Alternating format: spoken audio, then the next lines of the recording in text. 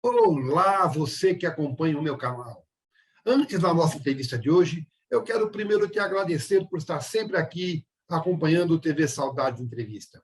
Agora, se você gostar do nosso trabalho, se você gostar da nossa entrevista, dá um like, faça um comentário, compartilhe as nossas entrevistas, faça perguntas, sim que é possível, eu vou responder. Se souber, eu respondo na hora, se não souber, eu vou buscar a resposta para te dar. E também se inscreva, porque se inscrevendo, você ajuda o canal a crescer, você ajuda a trazer melhor conteúdo para você e mais.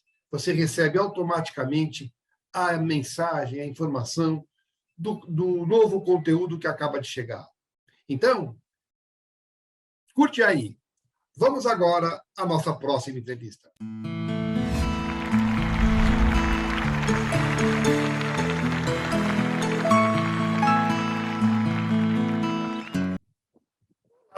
O TV Saudades de hoje tem a grata satisfação, a alegria de receber uma atriz que eu estou tentando entrevistar faz algum tempo, finalmente consegui. Quero te agradecer a simpatia, a disponibilidade, viu, Cristina Mutarelli? Muito obrigado. Obrigada a você, Américo. Obrigada a você. Vamos falar de dramaturgia? Vamos lá. Cristina, eu sempre gosto de começar as entrevistas pelo começo mesmo. E o começo é como que a pequena Cristina, a Cristininha, descobriu esse universo artístico, descobriu que queria ser atriz, e qual foi o caminho que trilhou para ingressar na carreira? Olha, Américo, a primeira maravilha, né, que me puxou total para o teatro foi assistir a Marília Pêra no Teatro Anchieta. Eu tinha 12 anos, ela fazia a Moreninha, total protagonista, né? Então, e eu falei, meu Deus, as mulheres falam, e falam muito, e se movimentam, e se mexem, né? Porque eu sou de uma família do sul da Itália, né? E meu pai era, assim, o galã da casa, né? Então, ele levantava, falava, cantava, e todos assistiam, né? E mesmo a mamãe, assim, quando eu era pequena, ela era muito submetida. Depois ela se liberou, foi fazer faculdade e tal. Mas quando eu era pequena, ela era muito submetida ao meu pai. Então eu tinha um modelo de mulher muito acanhada fisicamente, acanhada com a sua fala, né? Eu falei, nossa, eu posso também ter essa expansão, né? Porque para mim eu não fazia muita. Nesse momento, eu só via assim uma mulher, né, que não era, porque a Marília não era assim modelo de beleza, né? Marília Pêra, ela não era padrão. Então, eu vi uma mulher que não era aquele padrão americano de beleza, mas totalmente livre, totalmente maravilhosa, totalmente segura de estar em si. Eu falei, nossa, que beleza, né? Poder e logo eu fiz essa associação, né? Liberdade, você vê, 12 anos, né? Liberdade, teatro, expressão, expansão, mulher, quer dizer, todas essas associações vieram nesse pacote, nesse momento, né? Mas aí eu tinha 12 anos e isso não foi uma coisa assim que foi muito alimentada pela minha família, né? Então, meu pai era engenheiro, né? Politécnico, todos os meus irmãos, depois até um irmão virou músico, mas ele tinha entrado na engenharia, minha irmã é química, o outro irmão é médico, a mamãe depois fez psicologia, meu pai também foi professor da Poli. Então, assim, eu fui a primeira que inaugurei, né, vamos dizer, esse lado da família, né, artístico. Mas não foi fácil, porque os meus pais, meu pai muito queria que eu fizesse muito medicina. E logo que eu disse que ia prestar para a ECA, nossa, eles quase me mataram. E eu, na verdade, acabei não contando para eles que eu ia prestar para a ECA, porque eles achavam que eu ia fazer medicina, e eu tinha medo. Mas eu falei, se eu entrar, talvez, né? E eu entrei em terceiro lugar na ECA, porque Escola de Comunicações e Artes da USP, né? Por que que eu entrei em terceiro lugar? Porque eu me preparei para medicina. Eu fiz C100, a gente tinha cursinhos diferentes naquela época. E eu tirei 10 em física, química, biologia e matemática. Então, eu entrei em terceiro lugar na ECA, que já era bem concorrida, né? E aí, quando eu entrei, eles, como? Você vai fazer? O que é essa faculdade? Eu lembro até que tinha um pai de uma amiga minha, um grande arquiteto, Joaquim Guedes, ele falou, isso não existe, não existe essa faculdade é uma fraude. Ele só faltou falar isso, ele era professor da FAO. Então, era uma faculdade bem desacreditada, né, na época, mas eu banquei, e te digo, viu, Américo, eu banquei com muito medo, com muito medo. E eu acho que isso marcou muito a minha carreira, por isso que é legal falar, né? Porque eu nunca experimentei nada que, entre aspas, não fosse sucesso. Eu nunca quis me largar assim numa experimentação mais livre, né? Então eu vejo que a minha carreira ela foi muito pautada em tentativas de grandes acertos. Não estou falando que foram grandes acertos, tá? Mas eu não tive, digamos assim, a possibilidade de experimentar mais. Porque, assim, meus pais só me reconheceram como atriz, e eu já estava trabalhando há muitos anos, quando o Paulo Otran me chamou para fazer parte da companhia dele. E aí eu fiquei 2 anos na companhia do Paulo Otran. Nossa, meus pais ficaram maravilhados, convidaram o Paulo para ir em casa e vários almoços de família, ele praticamente virou da família, né? Mas até aí eles tinham um grande... Claro, eu entendo total. Tanto que quando eu entrei na ECA, a primeira coisa que eles me falaram foi: a gente não sustenta artista, né? E eu, Américo, fui trabalhar como... Meu primeiro trabalho, assim, né? Eu fui editora de TV, eu fui editora de TV, não se chamava montadora, chamava editora de TV, na TV Tupi. Eu tenho carteira assinada desde os 20 anos, porque eu entrei na ECA com 18, e quando foi lá pelos 20, eu tive que fazer opção entre cinema e teatro. Eu, na verdade, entrei para fazer teatro, mas também naquela época, o teatro na ECA era muito teórico, ele não era prático. Hoje em dia é mais prático, mas na época era assim, você fazia direção, não era muito ligado à atuação. Aí, e eu sou uma pessoa que eu gosto muito da prática, eu dou aula, eu gosto da prática, né? Aí eu vi que o cinema, ele estava muito mais em ebulição, né? Eu via que a ECA o teatro lá era muito carregado, muito teórico, tinha aqueles baluartes da arte dando aula. Então eu falei, ai, gente, acho que eu não quero isso, não quero ficar estudando, eu quero fazer, né? Aí eu fui fazer cinema, inclusive porque eu fugia do teatro. Quando eu comecei a fazer teatro, eu fugia para ver as aulas do Paulo Emílio Salles Gomes, né? E fugia para ver as aulas do Jean-Claude Bernardet. Então, e fugia para ver a história do cinema. Eu falei, não, gente, então eu gosto disso, eu não gosto daquilo, porque aquilo é muito chato, né?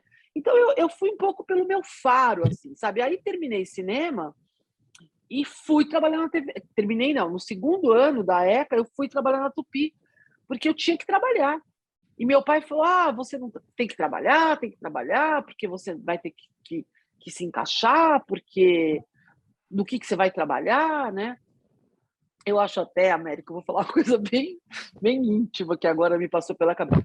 Como eu não era assim, aquela mulher linda, né, que eles achavam que ia ter saída logo, assim, pô, ela vai casar. Então, não vai casar. Então vai ser atriz? Não vai casar. O que ela vai ser, né? Então é melhor ela arrumar um trabalho. Pelo menos se ela não casar, ela vai trabalhar. Eram duas, né? Quer dizer, além de ser atriz, mas eu digo, mas assim, do que ela vai viver? Porque a gente não era rico, né? Então, não vai ter homem que sustenta, vai ter que trabalhar. Aí meu pai, ele estudou, olha que interessante, com o Carlos Zara na Poli. E ele foi até a TV Tupi pedi um trabalho. Falei, minha filha está na ECA, eu não entendo nada do que é esse mundo artístico, eu estou assustado porque ela tem que trabalhar, ela precisa, né? E o Zara já era o Zara. O Zara, ele já era o Zara, já era casado com Eva Vilma, e ele já era diretor da TV Tupi, na época. Ele conheceu a Vivinha lá na Tupi, entendeu? E eles estavam... Foi bem assim... Ele já era o Zara. Então, me permita voltar um pouquinho, aí a gente retoma daqui, porque você falou algumas coisas que me chamaram a atenção e eu queria te perguntar sobre isso. Você falou que com 12 anos você viu a Marília Pêra em cena. E aí você disse que viu que a mulher tinha voz e decidiu que mais ou menos seu caminho seria ali. 3 perguntinhas aqui. Dos 12, até quando você foi prestar ECA, como é que ficou isso na tua cabeça? Boa, Américo, boa.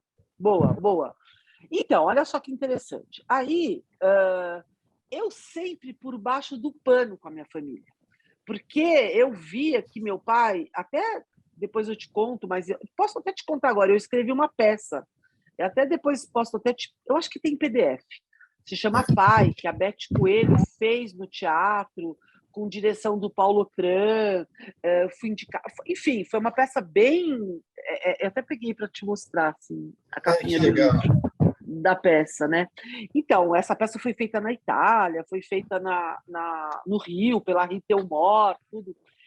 Então, aí, quando eu sempre fazendo minhas estratégias na minha cabeça de criança, eu falava, bom, se eu falar o que eu quero, eles vão brigar comigo. Se eu não falar nada, eu vou fazendo e aí eu arrisco se vai ser briga, né? Ou se eles vão aceitar. Pelo menos não vou brigar antes de fazer. Então, entre os 12 e os 18, eu gostei dessa pergunta. Olha, nem em terapia elas perguntaram isso, hein, Américo? Você está muito bem de pergunta, hein? Imagina, obrigado. Olha a história. É interessante. Eu estudava no Colégio Rio Branco, né? E no Colégio Rio Branco, eu tinha uma amiga, que era meio minha vizinha, que se chamava Regina Helena Souza da Cunha Lima. Ela já morreu, já faleceu. Uma poeta, muito legal, muito boa pessoa, né? O apelido Gigi. E ela era minha vizinha, do bairro, assim, do Pacaembu. E meu pai era amigo do pai dela também, tinha feito poli junto. Falou, olha, essa menina, uma menina legal de você conhecer, uma família bacana, uma família, enfim, interessante, né? E realmente ela era muito interessante. Então, quando eu vi a Gigi, parecia que eu tinha visto uma segunda Marília Pêra. Eu falei, opa, ela usava mini saia, eu entrava no quarto dela, por exemplo, o meu quarto tinha pôster do Roberto Carlos, né? No quarto dela tinha pôster do Che Guevara, entendeu? Eu não sabia nem quem era Che Guevara, entendeu? Eu lia Rebeca, ela lia Carlos Drummond, entendeu? Então ela me abriu um outro mundo, né? Era uma família de esquerda, e eu fiquei assim muito maravilhada por ela. E ela estudava no Sion, que era em frente ao Rio Branco, e a gente ficou muito amiga. E ela foi a primeira amiga que me deixou matar a aula. Ela falou, não, imagina, que careta, você tem que matar a aula. Eu ia, Américo, tremendo, assim, sabe? Porque eu era super caretinha, eu era super certinha, super você primeira tinha, aluna. Como você falou, pai castrador, né? Isso dá medo mesmo, medo, muito medo, muito medo. E aí, mas aí ela foi um pouco minha guia, porque, veja, agora também conversando com você, me veio na cabeça, ela foi a que meu pai avalizou. Então, ela se tornou um pouco assim, minha cúmplice e avalista. Porque se eu sofresse alguma pena, eu estava aliada a quem meu pai achava que era bacana. Sim. Você entende? Isso tudo está vindo agora na minha cabeça. Então, tudo que ela abriu de porta para mim, a gente ia para... Inclusive, ela era sobrinha daquele que foi diretor da TV Cultura, Jorge da Cunha Lima. Sabe? Esse aí, de novo. E a gente ia para a fazenda dele, e era uma fazenda, Américo, que ia o Suplicy, o Eduardo Suplicy, a Marta Suplicy, o Júlio Kovarik, que vem a ser o pai da Bel Kovarik. Eram pessoas, assim, enfim, pessoas muito... Eram da PUC, estudavam... Como é que era? Juventude. Eu me lembro muito bem, mas eles eram jovens de esquerda, vamos dizer. Talvez socialismo, né? Socialismo, nós éramos as pequenas, mas a gente convivia com aquelas pessoas, né? Que não tinha nada a ver com a família que eu conheci, que era super caretinha. A minha mãe, de presente de Natal, ela me dava assim, Piel Book para ler, Joaquim José de Macedo, a Moreninha, a Rebeca, os livros que ela tinha lido, né? E a Gigi me abriu um mundo, ela me abriu Tiago de Mello, Faz Escuro, Mas Eu Canto, Drummond, Fernando Pessoa, entendeu? Assim, realmente foi assim, um grande ganho para a minha vida ter me aliado a ela. E aí, eu estava no Rio Branco, ela estava no Sion, e ela era super, né? Ela falou, não, eu estou indo para o Objetivo. Era uma escola que ia abrir nova, e aí eu cheguei em casa e falei, olha, a Gigi está indo, e assim, a Gigi era meu passaporte para ir, né? A Gigi está indo para o Objetivo. Então se a Gigi está indo, vai, né? Aí fui para o Objetivo. Chegando lá, a gente fez 1 ano de Objetivo, primeiro colegial, e era realmente uma escola que estava abrindo, que tinha outras... E no Objetivo, tinham várias pessoas que a gente ficou amigo na época, tal. Mas no ano seguinte abriu equipe. E a Gigi falou, eu tô saindo do Objetivo e vou para a equipe. Ia começar o colegial da equipe. Américo, aí abriu-se, né? Abriram-se as portas, né? Porque aí chegou no equipe, eu estudei assim, sei lá, com João Farcas, com... agora assim, não me vem na cabeça, assim, mas lá, no equipe, eu conheci um dos meus primeiros namorados, mas que foi o Flávio Del Carmo, que era um cineasta, que também já faleceu, era um cineasta, e ele me apresentou o grupo Pó de Minoga, que ele era do começo do grupo do Pó de Minoga. Ele falou, eu vou te levar para ver um teatro. Eu tinha 15 anos. Estava no primeiro... 15, 16. Américo. Aí foi o segundo pontinho da minha vida. Aí eu vi o grupo Pó de Minoga. Eu falei, gente, que maravilha. Não são as pessoas da TV, quer dizer, não tinha aquele não era uma Doris Day que estava lá, né? Mas pessoas que estavam produzindo arte que mexeu muito comigo. E, principalmente, eu vi a Mira Har, que eu fiquei doida. Ela foi a segunda pessoa. Eu digo que as minhas grandes referências para eu começar, a primeira foi a Marília Pêra e a segunda foi a Mira Har. E aí a Mira Har tinha uma agravante, estou brincando, mas ela tinha uma agravante para me puxar para o mundo das artes. Ela, além de ser tudo que a Marília era, expansiva, alegre, forte... Tão talentosa quanto... Ela tinha uma característica parecida com a minha. Nós duas éramos gordinhas, entendeu? Falei, opa! É mulher, é grande atriz. Não era padrão de beleza, como a Marília. A gente não era a loira alta, né? Porque aí tinha uma outra coisa. A Gigi já era esse padrão de beleza, entendeu? Então, ela era a que tinha todos os namorados. Eu assistia ela namorar, entendeu? Mas no Pó de Minoga, eu via que a Mira namorava o Flávio de Souza, que era um autor. Falei, peraí, ela é gordinha, ela é atriz. Nós duas não somos padrões. Ela namora e ela é feliz. porque eu não namorava e eu já era meio taxada. Eu já era quase, naquela época, quem não era tirada para dançar em baile, já ia ficar para titia, entendeu? E na minha geração, assim, eu tenho 66 anos, né? Ou você casava ou você casava, assim, não tinha muita escolha, né? Até tinha, Américo, mas poucas da minha geração não casaram, né? E poucas não tiveram filhos. Então, e na minha casa não tinha jeito.